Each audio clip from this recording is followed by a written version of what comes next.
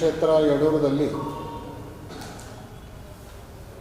ಕಳೆದ 8-9 ವರ್ಷಗಳಿಂದ ಹಲವಾರು ಜೀರ್ಣೋದ್ಧಾರ ಕಾರ್ಯಗಳು ನಡೀತಾ ಬಂದಿದ್ದು, ಇತ್ತೀಚೆಗೆ ದೇವಸ್ಥಾನವನ್ನೇ ಕೇಂದ್ರವಾಗಿಟ್ಟುಕೊಂಡು ಮುಖಮಂಟಪ, ಸುತ್ತಕೋಳಿ, ಅನೇಕ ಗೋಪುರಗಳ ನವೀಕರಣವನ್ನು ಮಾಡೋದರ ಜೊತೆಗೆ ದಕ್ಷಿಣ ಮತ್ತು ಉತ್ತರ ರಾಜಗೋಪುರಗಳನ್ನು ನೂತನವಾಗಿ ನಿರ್ಮಾಣ ಮಾಡುವಂಥ ಕಾರ್ಯ ಆಗಿದೆ. ತಮಗೆಲ್ಲ ಗೊತ್ತಿದೆ, ಯಡೂರು ವೀರಭದ್ರೇಶ್ವರ ಕ್ಷೇತ್ರ ಒಂದು ಪವಿತ್ರವಾಗಿರುವಂಥ ಕ್ಷೇತ್ರ, ದಕ್ಷಿಣ ಕಾಶಿ ಎಂದೇ ಪ್ರಸಿದ್ಧಿಯನ್ನು ಪಡೆದುಕೊಂಡಿರುವಂಥ ಕ್ಷೇತ್ರ. ಕರ್ನಾಟಕ ಸೇರಿದಂತೆ ಮಹಾರಾಷ್ಟ್ರ, ಗೋವಾ ಮುಂತಾದ ಹಲವಾರು ರಾಜ್ಯಗಳ ಮತ್ತು ಎಲ್ಲ ಜಿಲ್ಲೆಯಿಂದ ಭಕ್ತರು ಆ ಕ್ಷೇತ್ರಕ್ಕೆ ಆಗಮಿಸುವಂತಹ ಒಂದು ಪ್ರಸಿದ್ಧವಾಗಿರುವಂಥ ಕ್ಷೇತ್ರ. ಕಾರಣಾಂತರಗಳಿಂದ ಜೀರ್ಣೋದ್ಧಾರ ಆಗದೆ ನೆನೆಗುದಿಗೆ ಬಿದ್ದಿತ್ತು. ಈಗ ಸುಮಾರು 15-20 ವರ್ಷಗಳಿಂದ ಸಾಕಷ್ಟು ವಿಕಾಸ ಕಾರ್ಯಗಳು ನಡೆದು ಈಗ ದೇವಸ್ಥಾನವನ್ನೇ ಕೇಂದ್ರವಾಗಿಟ್ಟುಕೊಂಡು ಅಭಿವೃದ್ಧಿ ಕಾರ್ಯಗಳನ್ನು ಸಂಪನ್ನಗೊಳಿಸಲಾಗಿದೆ.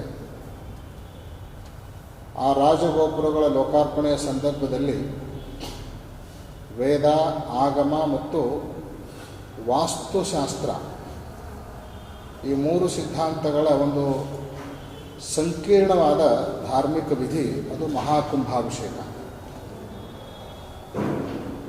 ಅದನ್ನು ಯಾವಾಗ ಮಾಡಲಾಗುತ್ತೆ ಅಂದರೆ, ಸಾಮಾನ್ಯವಾಗಿ 12 ವರ್ಷಕ್ಕೂ ಮಾಡುವಂಥ ಪದ್ಧತಿ ಆಗಮ ಶಾಸ್ತ್ರದ ಪ್ರಕಾರ, ಅಥವಾ ವ್ಯಾಪಕವಾಗಿ ದೇವಸ್ಥಾನದಲ್ಲಿ ಏನಾದರೂ ಜೀರ್ಣೋದ್ಧಾರ ಆಯಿತು ಅಂದರೆ ಆವಾಗಲೂ ಮಾಡುವಂಥ ವಿಧಿ ಇದೆ.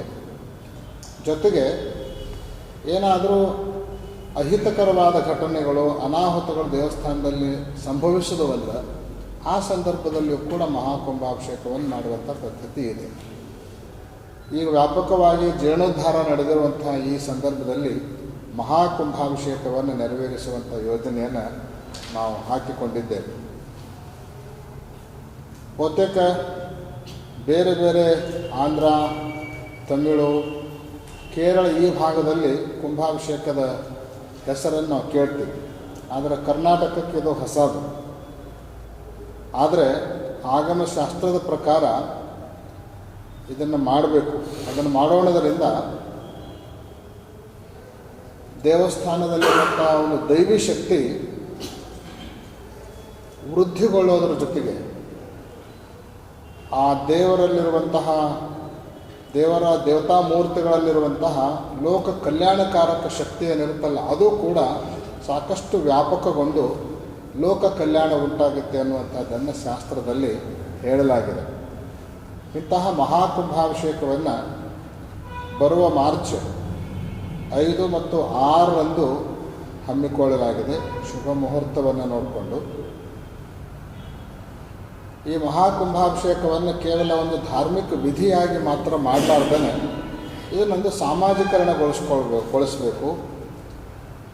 ಇದಕ್ಕೆ ಸಾಮಾಜಿಕವಾದ ಒಂದು ಸ್ಪರ್ಶವನ್ನು ಕೊಡಬೇಕನ್ನೋ ಉದ್ದೇಶವನ್ನು ಇಟ್ಕೊಂಡು ಅದರ ಪೂರ್ವಭಾವಿಯಾಗಿ ಸುಮಾರು 51 ದಿನಗಳ 10 ಹಲವು ಕಾರ್ಯಕ್ರಮಗಳನ್ನು ನಾವು ಆಯೋಜನೆ ಮಾಡಿಕೊಂಡಿದ್ದೀವಿ. ಅದರ ಪ್ರಮುಖ ಭಾಗವಾಗಿ ಇದೀಗ ಜಾತ್ರಾ ಮಹೋತ್ಸವ ಅಲ್ಲಿ ಪ್ರಾರಂಭವಾಗಿದೆ. 19ನೇ ತಾರೀಕಿಗೆ ಮಹಾರಥೋತ್ಸವ ನಡೆದು ಜಾತ್ರಾ ಮಹೋತ್ಸವ ಸಂಪೂರ್ಣಗೊಳ್ತದೆ. ಆಮೇಲೆ ಜನವರಿ 20ರಿಂದ ಫೆಬ್ರವರಿ 20ರವರೆಗೆ ಒಂದು ತಿಂಗಳ ಪರ್ಯಂತ ಬೆಳಗಾವಿ ಜಿಲ್ಲೆಯಾದ್ಯಂತ ಸಂಚಾರಿ ಧರ್ಮ ಜಾಗೃತಿ ಯಾತ್ರೆಯನ್ನು ನಾವು ಕೈಗೊಂಡಿದ್ದೇವೆ.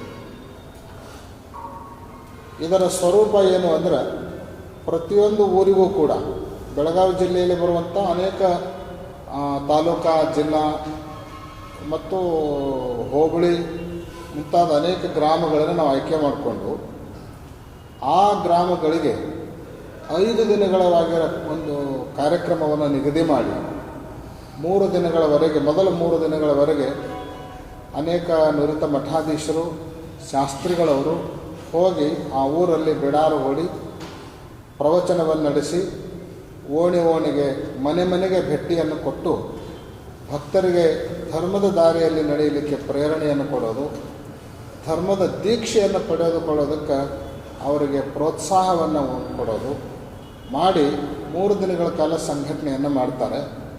4ನೇ ದಿನ ಸ್ವತಃ ಜಗದ್ಗುರುಗಳವರೇ ಆ ಕಾರ್ಯಕ್ರಮಕ್ಕೆ ದಯಮಾಡಿಸಿ ಅವರೆಲ್ಲರಿಗೂ ಕೂಡ ಆಶೀರ್ವಚನವನ್ನು ನೀಡಿ ಧರ್ಮದ ದಾರಿಯಲ್ಲಿ ಸಾಗೋದಕ್ಕೆ ಅವರಿಗೆ ಒಂದು ಕರೆಯನ್ನು ಕೊಡುವಂತಹ ಕಾರ್ಯಕ್ರಮ.